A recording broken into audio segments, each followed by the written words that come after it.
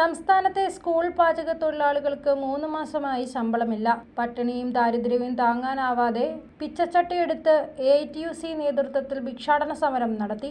Kottayam collectorate പടിക്കൽ നിന്ന് ആരംഭിച്ച സമരം സ്കൂൾ പാചക തൊഴിലാളി യൂണിയൻ സംസ്ഥാന വൈസ് പ്രസിഡന്റ് P. പ്രദീപ് ഉദ്ഘാടനം ചെയ്തു.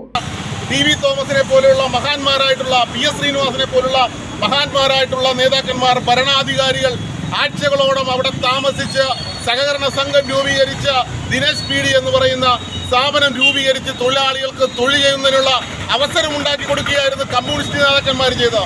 എന്നാൽ ഇന്ന് കേരളത്തിലെ ഭരിക്കുന്ന നേതാക്കന്മാർ, മന്ത്രിമാർ ഈ ഇടതുപക്ഷ ജനാധിപത്യ മുന്നണിയുടെ ഗവൺമെന്റാണ് എന്ന് ഭരിക്കുന്നത് എന്ന യാതൊരുവിധ ചിന്തയുമില്ലാതെ, ആർക്കാണ് പ്രയോറിറ്റി കൊടുക്കുന്നത് എന്ന യാതൊരുവിധ വിവേചനവുമില്ലാതെ തൊഴിലാളികൾക്കും അധ്വാനിക്കുന്നവർക്കും പട്ടിണിപ്പാവങ്ങൾക്കും പ്രയോറിറ്റി കൊടുക്കേണ്ട ഈ കേരളത്തിലെ ഇടതുപക്ഷ ജനാധിപത്യ മുന്നണിയുടെ ഗവൺമെന്റ് തൊഴിലാളികളെ പട്ടിണിക്കിടുന്ന നയമാണ് ഇപ്പോൾ സ്വീകരിച്ചുകൊണ്ടിരിക്കുന്നത്.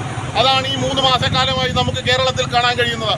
കേന്ദ്രവിഹിതമായ 1000 രൂപ വീതം പിടിച്ചുവെച്ച തുക 1 മാസം മുമ്പാണ് 3000 രൂപ മാത്രം നൽകിയത്.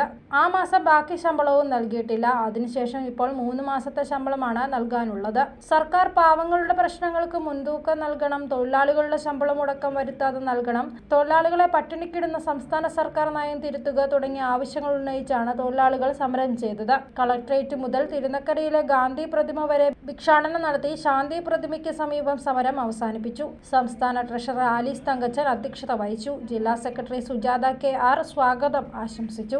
സംസ്ഥാന കമ്മിറ്റി അംഗം വത്സലകുമാരി, മുൻ ജില്ലാ സെക്രട്ടറി ഏലിയാമ്മ ജോസഫ്, വിജയൻ വടക്കേക്കര, സിന്ധു രാജീവ്, സ്മിത ബിജു എന്നിവർ പ്രസംഗിച്ചു. News bureau, Kottayam.